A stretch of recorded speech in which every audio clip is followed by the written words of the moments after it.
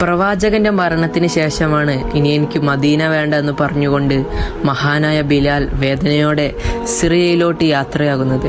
വർഷങ്ങൾ കഴിഞ്ഞും കാണാതായ ബിലാലിനെ ഉമറിന്റെ കാലത്താണ് പ്രവാചകൻ സ്വപ്നത്തിൽ വന്നുകൊണ്ട്, അല്ലയോ ബിലാൽ, എന്താ എന്നോട് ദേഷ്യമാണോ എന്ന് ചോദിക്കുന്നത്.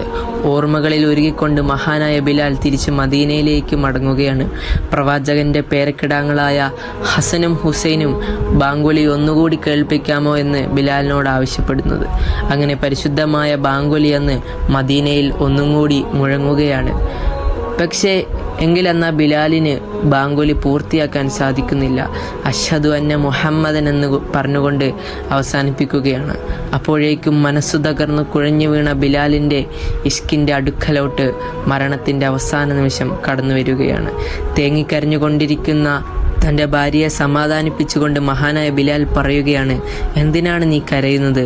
ഞാൻ നാളെ അള്ളാഹുവിനെയും റസൂലിനെയും പവിത്രമായ മനുഷ്യരെയും കാണാൻ പോവുകയാണ്.